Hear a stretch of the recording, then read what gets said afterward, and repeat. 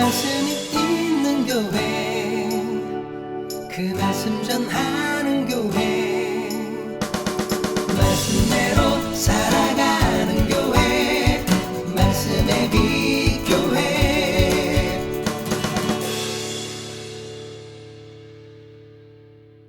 오늘은 집으로 돌아가는 신앙이라는 제목으로 함께 말씀을 나누고자 합니다. 이스라엘이 가나안 땅을 다 정복했죠. 그리고 여호수아는 요단 동편, 그러니까 가나안 땅은 요단강을 건너서 서편이 지도상 요단강 서편이 가나안 땅이고 요단강 동편은 가나안이 아니죠. 그런데 그 땅을 정복하고 그 땅을 소유로 받은 사람들이 있었죠. 가나안을 정복하고 가나안 땅 분배를 다 마친 후에 요단강 동편에서 기업을 얻었던 두 지파 반, 므낫세 갓, 르우벤 갓 므낫세 반 지파를 축복하면서 본래 그 땅으로 돌려보냅니다.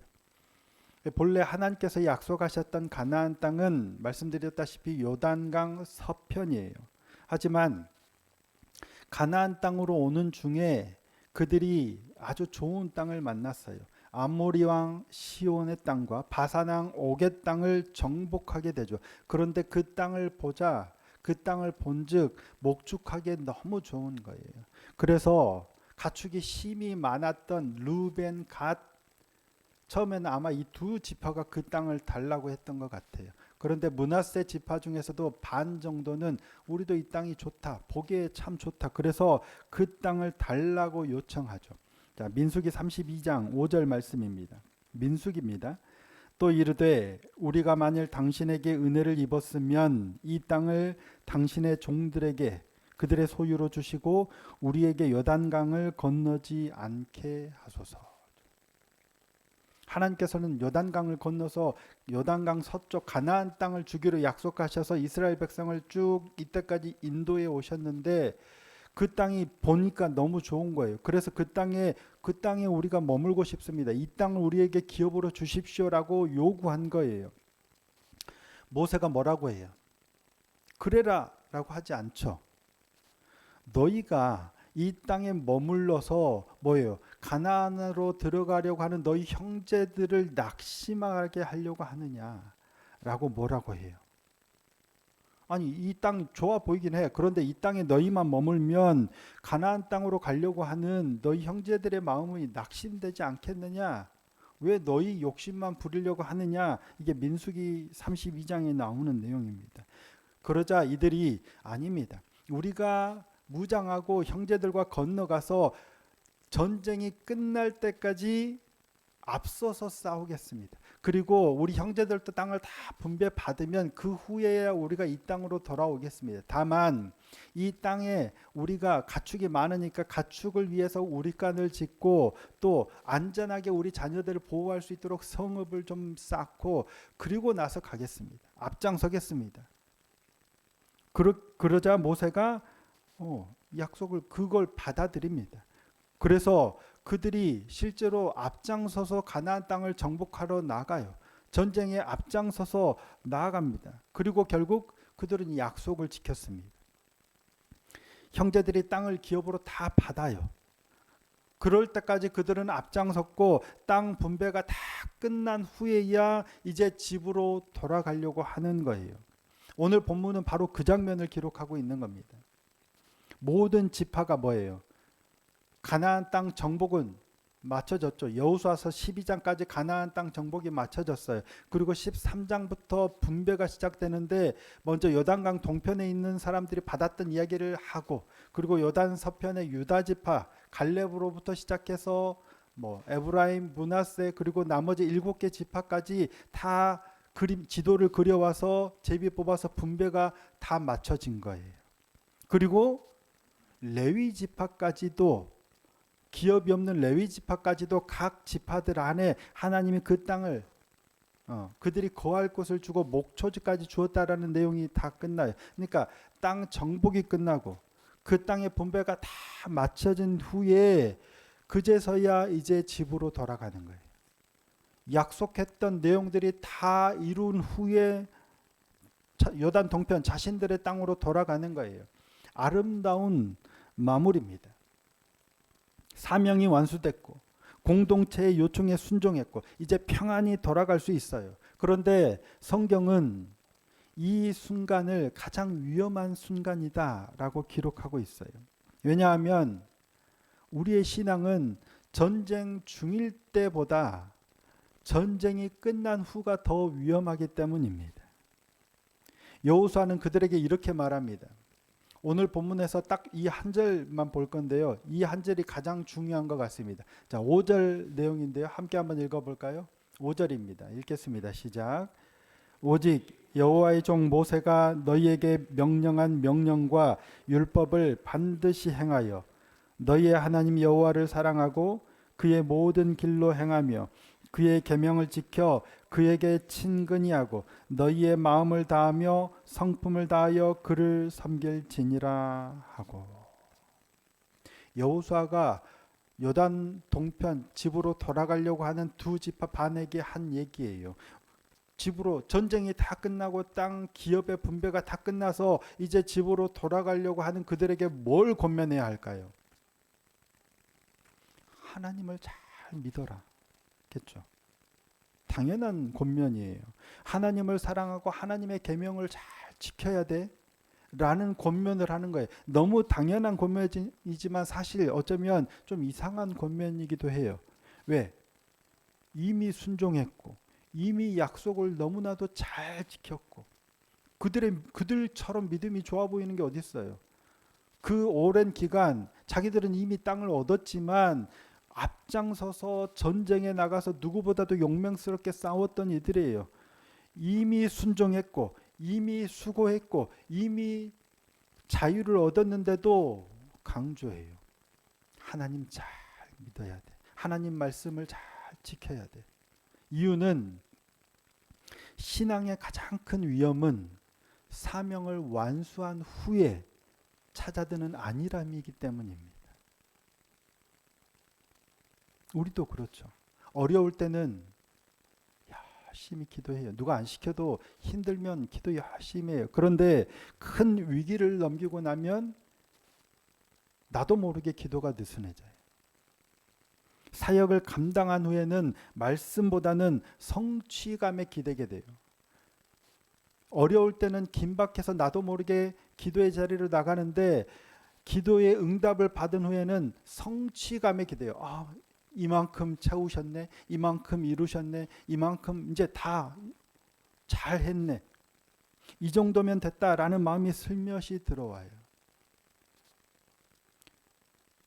가장 핵심적인 문제는 뭐냐면 돌아볼 때 우리가 열심히 기도하고 열심히 신앙할 때 하나님을 의지하기보다는 하나님을 의지한 목적이 하나님 그분 자체가 아니라 그분을 통해서 이루는 어떤 성취, 안전, 완성, 건강 이런 데 우리의 목적이 있기 때문이죠.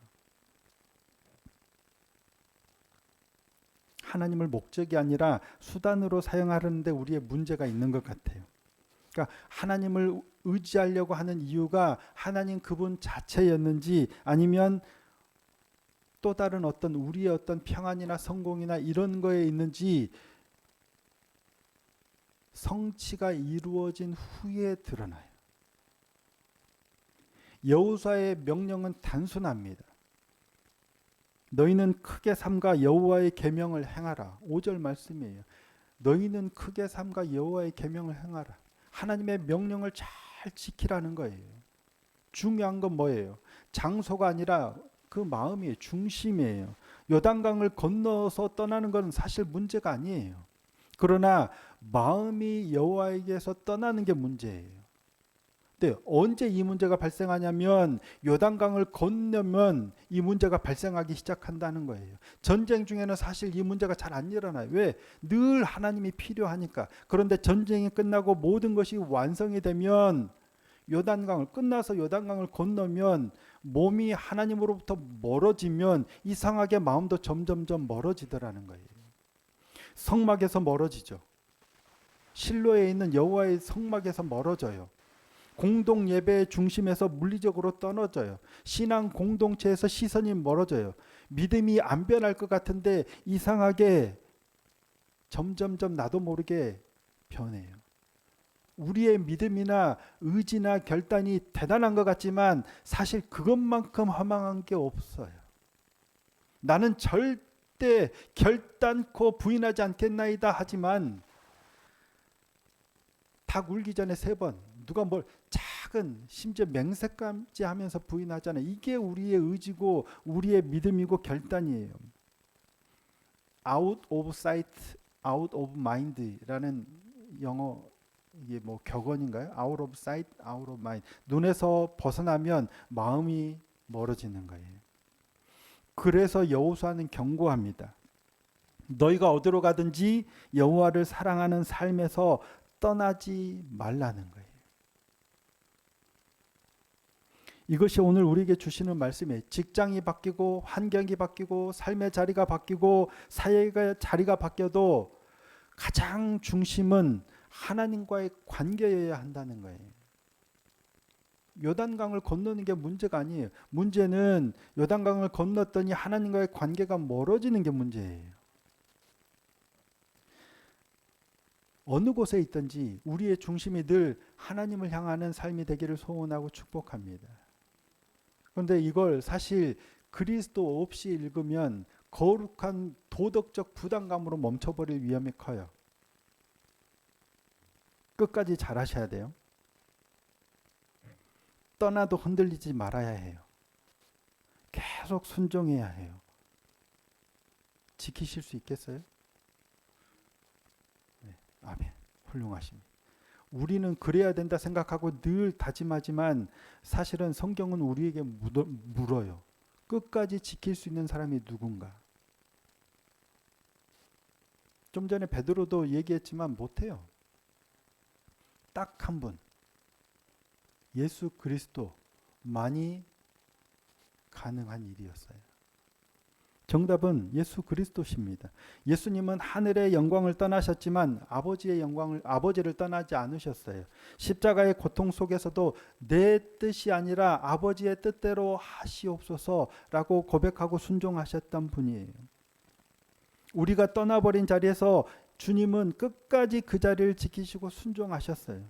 그래서 우리의 소망은 내가 끝까지 이 자리를 지키겠습니다. 요단강을 건너지만 내가 끝까지 주님을 떠나지 않겠습니다라고 다짐하는 게 아니라 그리스도를 붙드는 거예요.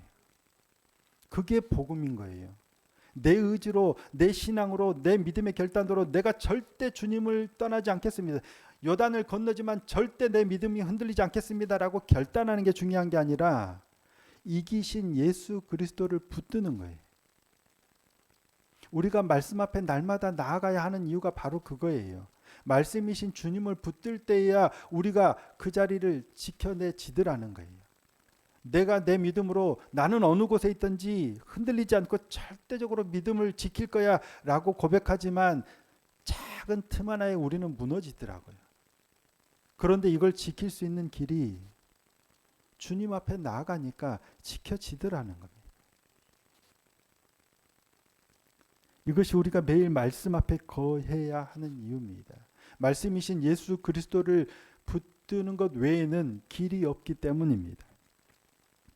오늘 본문을 포함한 여호수아 22장은 집으로 돌아가는 신앙을 묻는 말씀입니다. 신앙은 예배당을 떠날 때 드러납니다. 예배당 안에서는 우리는 누구나 경건해 보일 수 있죠. 멋지게 옷을 입고 이렇게 차려입고 목소리 쫙 깔고 거룩함 누구나 그럴 수 있어요. 하지만 우리의 진짜 신앙은 물론 이곳에서 중요하지만 우리의 진짜 신앙은 삶으로 돌아갈 때 드러납니다. 거룩하게 예배한다고 해놓고 주차장 차 누가 이따오로 대놨어 하면서 바로 무너지죠. 우리의 신앙의 척도는 이 예배당 안에서가 아니라 사실은 삶의 자리에서 드러나는 거예요. 또 하나는 순종은 끝이 아니라 방식입니다. 순종은 사명을 마치면 끝나는 게 아니라 삶의 방식으로 계속되는 거예요. 사역의 완성은 아니라므로 우리를 이끌 수 있지만, 그렇기 때문에 삶의 방식으로 우리가 신앙이 어떻게 드러나는지를 늘 고심해야 한다는 거예요.